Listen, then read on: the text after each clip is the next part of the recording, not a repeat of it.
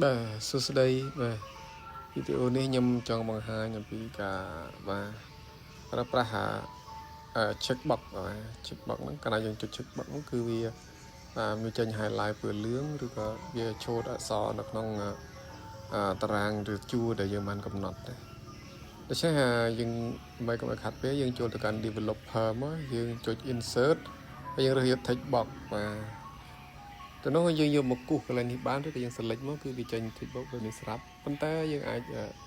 មើលទៅយើងឃើញមានអក្សរពីក្រោយថា check box បាទ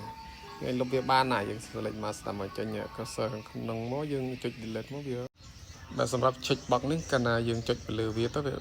វាដោះ tick ហើយចុចទៅលើវា tick ម្ដងទៀត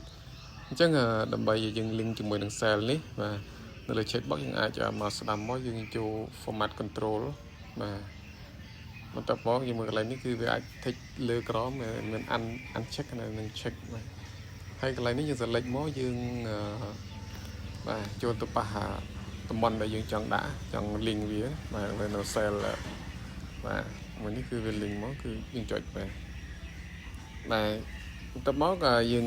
បាទដោះមកគឺវាអត់ load ដោយសារខ្ញុំ format ស្រាប់ចុះ format ស្រាប់ខ្ញុំនឹងបង្ហាញពីរបៀប format ឡើងវិញបាទ format ហ្នឹងគឺយើង select តំបន់តារាងរបស់យើងដែលយើងចង់ធ្វើការ format បន្ទាប់មកយើងចូលទៅកាន់ tab home អូទៅស្ដាប់មកយក conditional formatting យក new rule នេះយកខាងក្រោមគឺយក use formula បាទខាងក្រោមខ្ញុំបានអានកាលណាចុច use formula មកយើងត្រូវការសរសេររូបមន្តកន្លែងបន្តិចបាទខ្លីទេបើយើងយកស្មើបាទយើងចាក់ដាក់ដុល្លារមកយើងបាទ YC3 ដោយសារកាឡាហ្នឹងនៅចាប់ពី C3 មកគឺយើងប្រើបាទដាក់ស្មើ true មកបាទ true កន្លែងនេះមកយក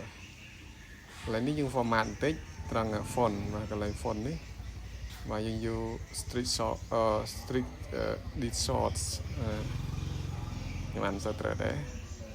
តែមកយើងយក fill មកយើងយក color ឥឡូវមិញពណ៌លឿងខ្ញុំដាក់ពណ៌បៃតងវិញយកអូខេមកបាទតែមកចុចអូខេបន្ថែមទៀតបាទដូច្នេះតំបន់ដែលយើង select គឺវា highlight ពណ៌បៃតងហើយនឹងឈួតតួអក្សរបែរតែបញ្ជាក់ថាកិច្ចការដែលយើងបានធ្វើរួចហើយយើង tick បាទសម្រាប់